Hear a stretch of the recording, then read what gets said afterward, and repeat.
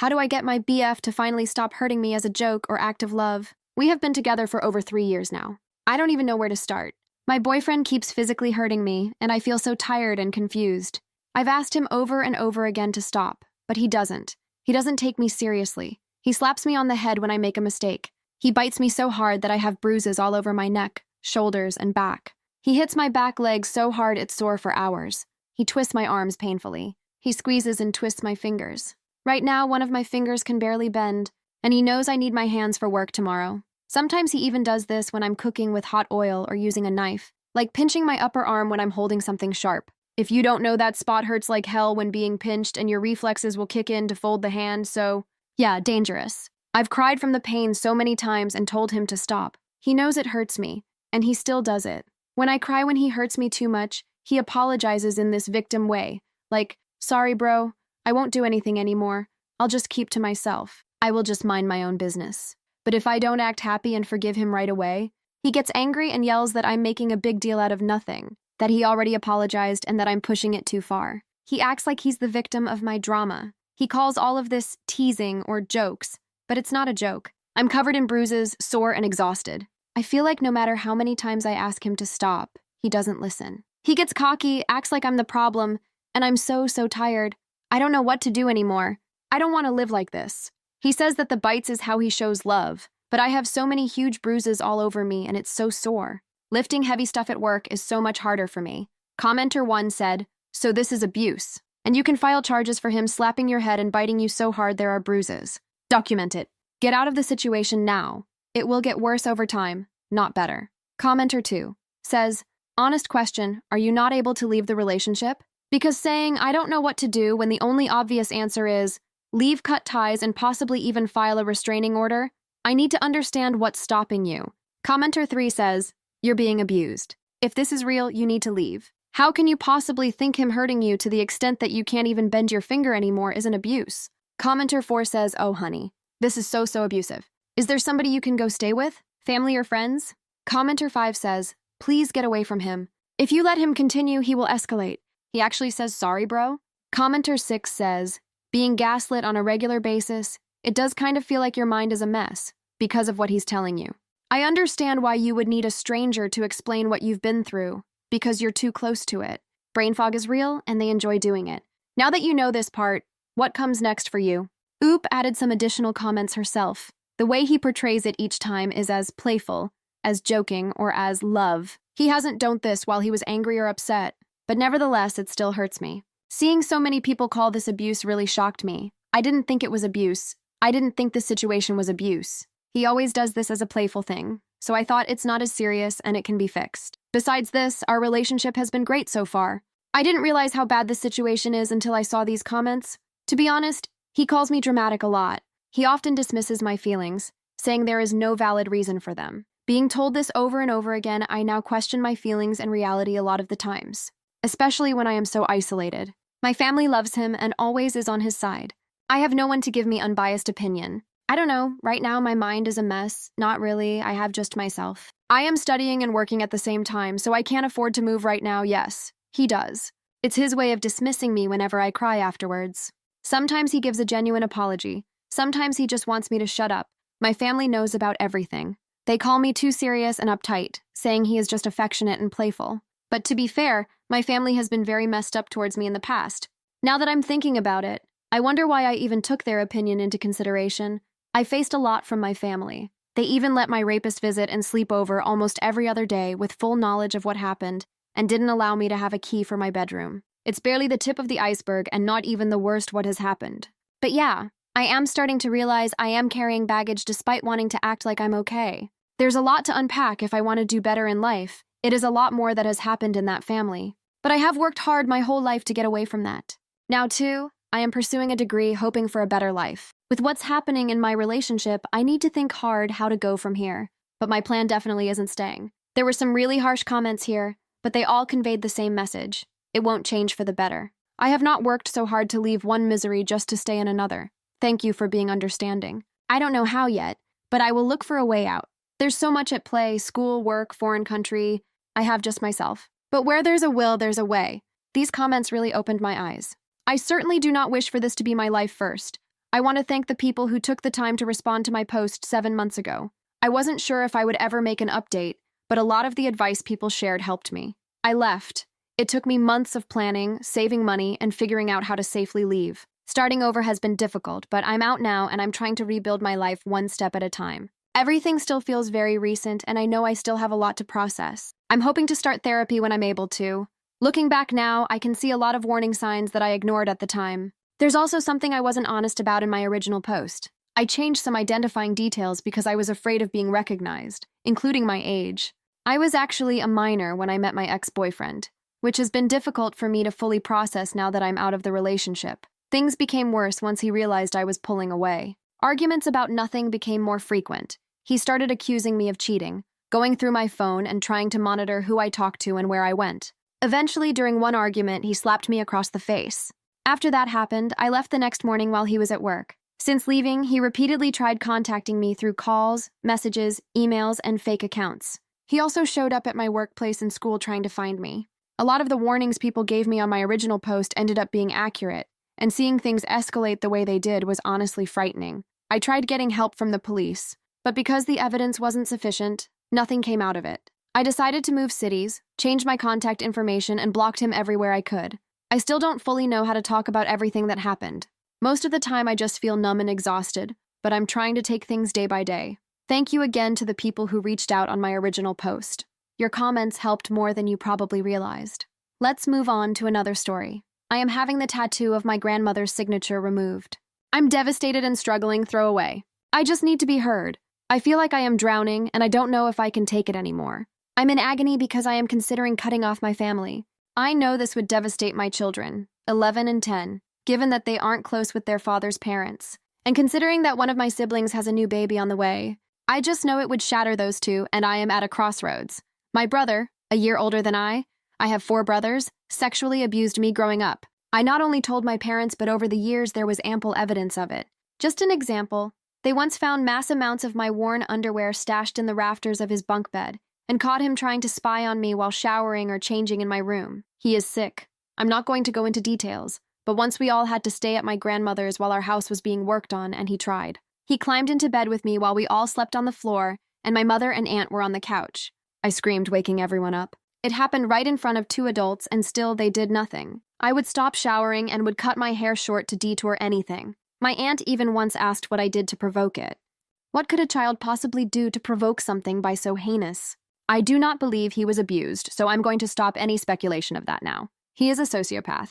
I am not the only person he abused. I know he did it to some friends of mine and potentially another sibling, but that's not my story to tell. I could provide a laundry list of shit he has done in everyone's life, but I believe it's overlooked BC. If anyone ever found out outside of the family, it would hurt my parents' ego, especially my mother's, who has taken the stance of choosing to stay out of it. I don't understand how she can say she loves me but completely overlook and not acknowledge what he has done. She is really close with my kids, and I do love her, but I can't help but just feel betrayed by her. BC, well, I am. I don't know how else to say it. I doubt my stepdad, a man who I regard as a father, knows.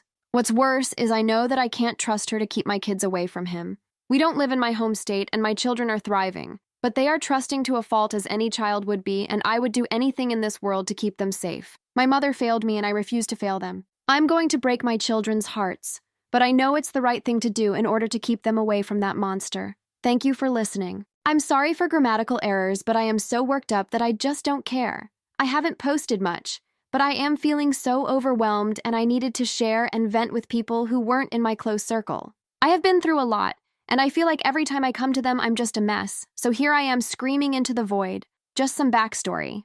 I am no contact with my family. It took years of therapy to really work through everything that they have put me through, and I was finally strong enough to leave. If you want to know more on that crazy train, I'm happy to share, but on to what's going on. I, 37F, lost my grandma in 2014. She was a tough woman, and she wasn't always the easiest person to get along with. Amongst her colleagues and little friends, she was known as, well, a bitch.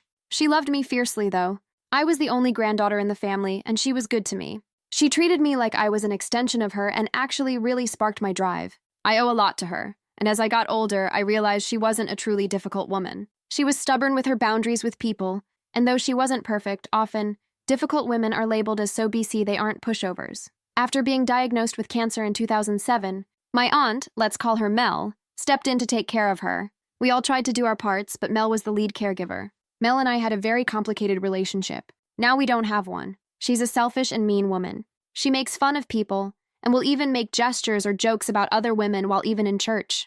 At one point, I considered Mel a second mother, but once her lies came out, I have never been able to see her the same way. Again, I won't go into all of the details, but she is a truly awful person. During the time she spent with my grandmother, she sometimes would forge her signature on things like checks. This, I have to say, was done with my grandmother's blessing, because at times my grandmother was too weak after treatment to do basic things like sign a check for bills. My grandmother had a beautiful signature. It reminded me of old Hollywood. When she passed, I had asked for a copy of her signature so I could have it tattooed on my wrist.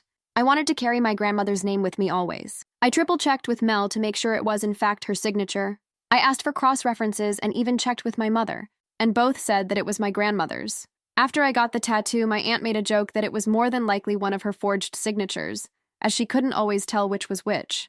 Everyone lost it on her, and she quickly took back what she said, saying it was just a joke. As you can imagine, it didn't go well as with everyone who was still grieving, and at the time it didn't go over well with my mom, who usually got stuck in the middle of our fights, but this time had my back 100%. Years went by, and my mom would assure me that it was Grandma's signature, but in the back of my mind, Mel's words stuck with me. Flash forward to today. I have been working on rebuilding a relationship with a family member upon their request. We have talked through a lot of things. He brought up my tattoo and how sad he feels about it. It is Mel's signature, not my grandmother's, and it's been an ongoing joke with her for years. My mom tried covering up what she did to spare my feelings. That evil witch used a paper she knew she signed as a way to be a part of the tattoo. I have an appointment to start removing it. I am angry but not surprised. I'm mostly just so blown away that someone could do that. I don't want any part of that woman on my body, and to make it a joke on top of it really hurts. I couldn't imagine how fucked up her kids would be if she had any of her own. I look at it and feel nothing but disappointment and disgust. Thanks for letting me scream into the void. I just needed to get this out. Commenter 1 says, have you thought about covering it with maybe your grandma's favorite flower or something that'll remind you of her? Just find a tattoo artist that's good at cover-ups. It can properly hide the signature. Commenter 2 says, marriage certificate or birth certificate for her children should have the real signature. Commenter 3 says, what a vile woman. I have my grandmother's name, Lone Tattoo. It is a tribute to how much she meant to me, but it is not her handwriting. You can still have her name. I get your hatred of Mel, but if it's still pretty, and your grandmother's name, you can still keep it for the spirit of the sentiment. I am sure your grandmother has blessed your sentiment and knows what is in your heart. If anyone comments about it, just let them know it is a tribute to someone you love and respect. Keeping it is a tribute to your own ability to forgive and move on. Commenter 4 says, that is so fucked. And she was joking about it behind your back? Fucking cruel. I'm really sorry she ruined something so important for you. Commenter 5 says, why are you taking the one family member's word as the absolute truth? They could also be wrong or mistaken or messing with you, just as easily as your own mother. It sounds like your family, including this family member who told you this, are really into drama. Nothing good could come from telling you that. You'd have never known if you're no contact with the whole rest of the family. But the person went out of their way to bring up something they know is hurtful for you, and tell you the whole family you don't have contact with is laughing about you behind your back? I don't think that seems as well-intentioned as everyone seems to think. It seems mean, and like they're trying to pull you back into the family drama. I think being no contact with your family sounds best, but maybe you should make it your whole family. Oop added some additional comments herself. The top part is actually her favorite flower, and below it is her signature. I'm just having the signature removed, but keeping the top part I would have to do some digging. Would her marriage certificate have her maiden name, though? She never changed it after they divorced. Her and Mel have a weird bond. It's like some toxic, codependent relationship. They don't have friends.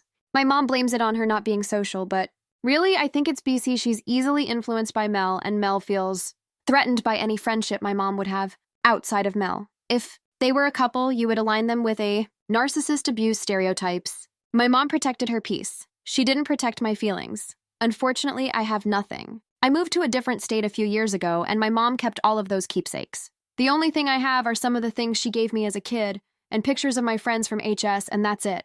I don't think it is.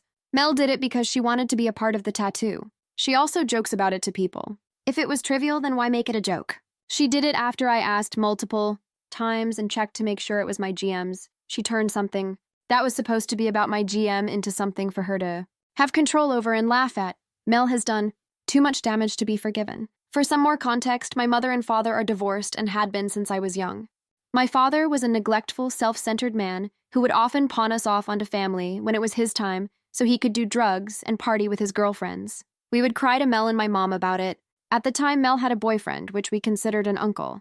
They would fight, and he would accuse Mel of sleeping with my father. She always played victim and swore she never did anything with my father. Turns out it was all a lie. She has been sleeping with him for years. We would cry to this woman, and turns out she was one of the women he would meet up with to do drugs with and fuck. I personally caught them in my early 20s, and my father spilled and told everyone the truth. What's worse, when my grandma asked me what I had wanted of hers, i.e. jewelry, etc., she had said that Mel had already asked for those things. I didn't argue BC again. Mel was the main caregiver. All I wanted after her death was her signature. I literally got nothing from my GM. After asking for the few sentimental things I wanted, this was the one thing I had, to protect her sister. She tried also reassuring me over the years that it was my GM's signature. I think at one point she just really didn't want to believe her sister would be that cruel. But the truth is out, and there is nothing I can do about it other than get it off my body. I believe him because he also told me the truth on another situation that could really hurt him if I spoke up to anyone. I also believe him because after I got the tattoo, she made some remarks. For instance, when people asked if it's my grandmother's signature, she would say things like, "Sure it is." So she started planting the seed of doubt long ago. What he said also lines up with a family friend story. The two are not in contact, and there is no way they could collab on what was said. She told the same story to many people, and each lined up with each other without them all speaking to each other. I have to say I'm truly overwhelmed by the love and support that I have received. I have tried to reply to every DM and comment that I could. Since there were so many repeat questions, I'm going to answer a few questions now. Trigger warning: mentions of SA. Unfortunately, I do not have anything from my childhood with her signature on it. Everything that I did have is at my mother's house, and we are also no contact. I did start an Ancestry.com account, and am trying to see if I can find anything on there. It's going to take some digging, but I'm hopeful. For those who are in favor of me keeping the tattoo, absolutely not. Her joking and making a point of telling people that I will never know, and that she's had been forging that signature for so long that it didn't matter if it was my GM's true signature is sick. It's about body autonomy. I had asked for a document that had been signed by my grandmother. She gave me a document that was apparently signed at a doctor's office. Meanwhile, she knew that she signed that document. I wanted it to come from my grandmother's hand because I was putting it on my body. If you were given an autographed picture of your favorite artist, only to find out that your cherished possession was a replica, would you not be upset? For those who were wondering about my mother, she's just as awful. I will say that just because things aren't always bad, and sometimes your relationships can be loving, heartfelt, and friendly, there are some things you can't come back from. My mother knows my older brother SA'd me. It went on for years. I spoke up about it many times. He kept my panties, many pairs as trophies, and would hide them in between the mattress and the upper box springs of a bunk bed that he had in a shared room. She never did anything about it because my brother eventually moved in with my dad. Things got better for me after, but it ate at me for years. My mom would say things like, "I know you hate him, but he's still my son." I would ask her to not bring him around when I visit. She would break that boundary. After years of drugs and abusing the family, he eventually agreed to give up that lifestyle and move in my grandmother's home, where Mel and her husband now lived under the condition that he had to be sober. She would pick him up while I was in the car to drive him around while he took shooters of vodka to help deal with my aunt and uncle, and ask me not to say anything for her sake. I was in a position to lie to Mel at the request of my mother for her own comfort. There are more stories. I'm just highlighting these. After years of therapy and having old friends reach out and tell me of the nightmares that my brother also put them through, I confronted my mother. I usually went out there with my kids on a specific holiday, and as it got closer to the holiday, my mother and I still had not made plans. She was avoiding me. Mel had kicked my brother out, and he was not living with my mother. Mind you, he's nearly 40 now, and she didn't want me coming because she knew I didn't want that predator around my children. While I was going through a separation, I asked if I could move back with my mom, and she said no, and that she would never have her kids move back in with her. I asked BC at the time the father of my children would make me feel obligated to sleep with him. I told her I felt betrayed. She threw in my face, "You forgave the father of your children." I didn't. I reached out, asked her help, and was told to deal with it. I will never forgive her. Not only does she acknowledge the SA, but she doesn't care. She shares a church pew with someone who molested me for years and raped or SA'd a few of my friends in their early teens. A few days later, Mel called, trying to make things better. I told her my relationship with them is done. She made it clear that because she didn't know the other girls he did this to, that she didn't give a fuck about them. I don't want any part of that woman on my body. I want every trace of them out of my life, and I have my first session on Friday to remove the tattoo. It isn't big, so it shouldn't take much. Also, if anyone has issues with my grammar, or paragraphs as some had pointed out last post, please go touch grass. Your comfort isn't why I reached out to the internet, and if it's so important to you, go read something else. Luckily, Reddit has many contributors. Commenter 1 says, I'm so sorry for the things you went through. It's now time to heal. Do whatever you need to do to feel better about your tattoo and your body. Get some counseling. Your family continues to do harm to you as long as these wounds are open. I wish you the best, and I hope you can get past all of this and get some peace. Commenter 2 says, did your grandmother ever own any real estate? If so, there could be several documents at the local recorder of deeds with her signature. Deeds, mortgages, etc. Oop added some additional comments herself. I'm in so much therapy, lol, and I have to say it's really helped. I have removed everyone who has minimized what I was put through. It's tough because it feels lonely, but I was already alone with company, so this is brilliant. I have to go get copies of my and my son's birth certificates. It didn't dawn on me that I could get hers too. Genius she did. I'm looking into that. But I do live in another state. Let's move on to another story mill. Invited people we don't know to our wedding. She won't uninvite them because that's embarrassing. Sorry for the length, but I wanted to make sure people have enough information. My fiancé and I, MF, both mid-20s, got engaged January 2025 and plan of getting married spring 2026. Very soon. Wedding planning has been a nightmare. It seems like everyone has an expectation for how the wedding planning is supposed to be. For context, I am paying for 75% of the wedding and the parents are covering the remaining 25%. Although they like to act they're paying for everything. I was able to call out my parents for their behavior and draw boundaries. But with his parents, particularly Mill, they have been very difficult. Even the small stuff. Some examples. Fiancé and I toured venues alone. His parents were very upset they didn't get to see the venue beforehand. Like really upset. I ended scheduling a second tour so both our parents can see it. Simple fix. I mentioned how I wanted to do wax seals on our invites and had already bought the supplies. But Mayel was adamant I use different supplies and do the seals how she liked them. I talked about the tentative timeline. The wedding will run from 3:30 p.m. Everyone has to be off the property by 10 p.m. because of noise ordinances. It's outdoors. Miel was disappointed. Apparently, 6 hours was just not enough time. Miel bought my fiancé lotion, body wash, and a candle from Bath & Body Works. It's part of a wedding collection they had. She requires my fiancé use the products the day of the wedding. It will be a moment, she said. The biggest fight so far, the church. We were both raised Catholic and chose not to get married in the church. My family doesn't care. Lots of us have moved away from the faith anyways. His family? Tears, pleading, begging. Please pray about it. God will still love you, but wouldn't it be great to have God's blessing? My brother, who is a Pentecostal pastor, will be officiating. Now on to the guest list. We both come from large families.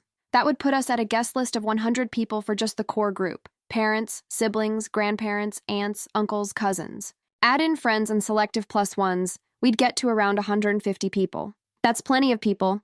My parents asked if they could invite some of their friends. Nope, not happening. We are full. They were a little mad, but didn't push the subject further. But then there's his parents. Unbeknownst to my fiancé or me, MIL forwarded our save the date to several members of her extended family that we do not know. We only found out this past November. She asked to see the guest list during Thanksgiving to make sure everyone that needs to be invited is invited. Immediate red flag.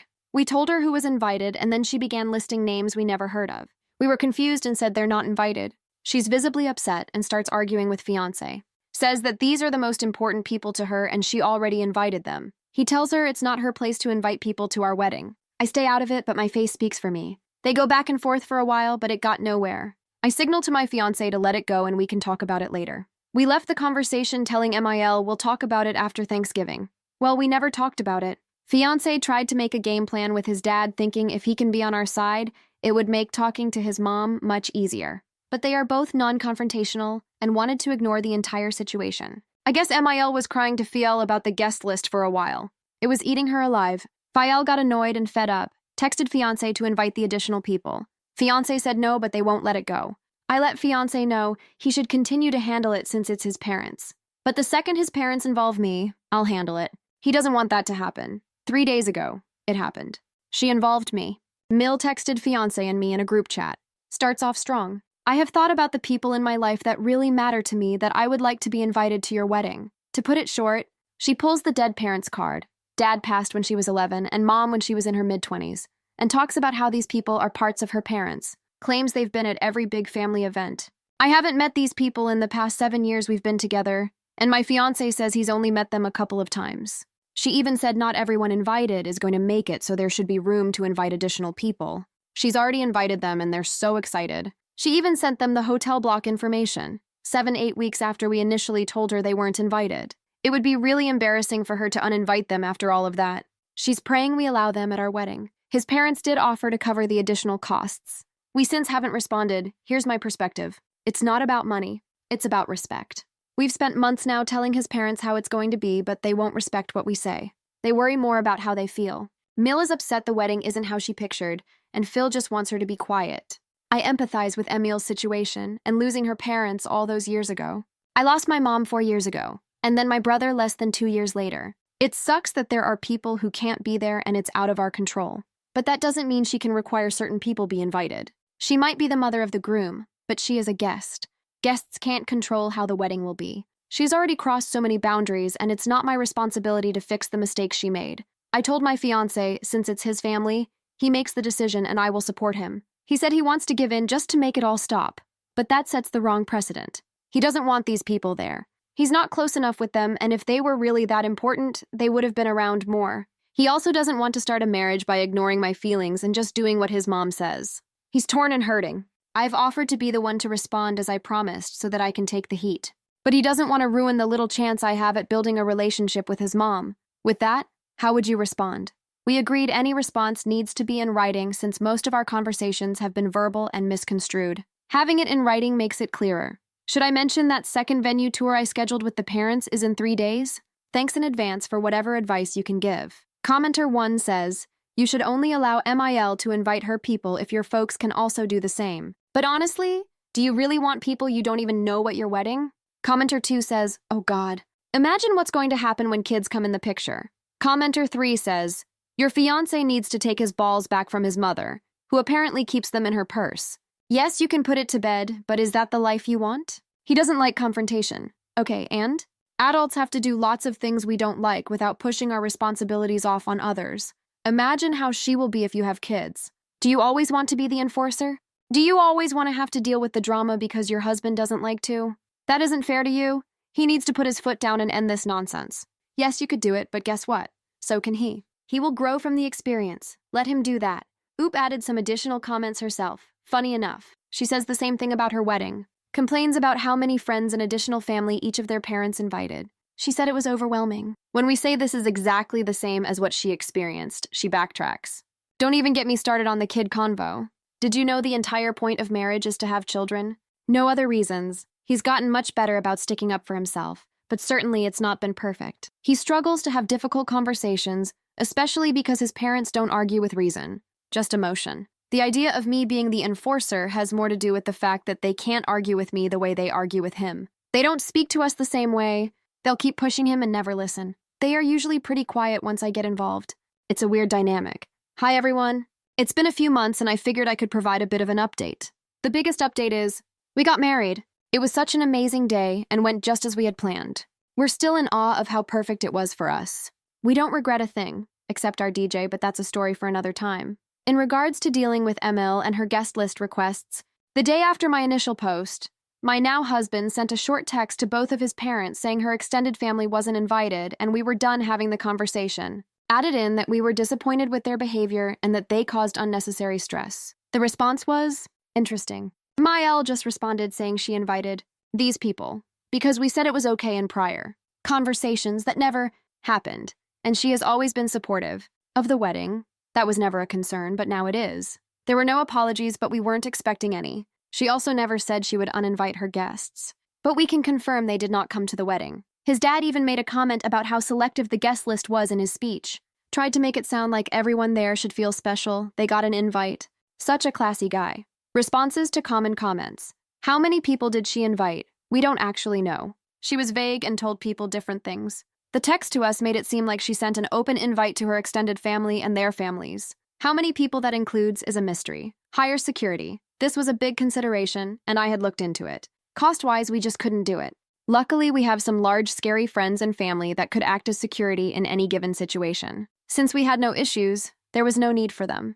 We're very happy it all worked out in the end. Just say no and have the wedding you want. That was always going to happen, and it did. The amount of things people wanted from us in our wedding was crazy.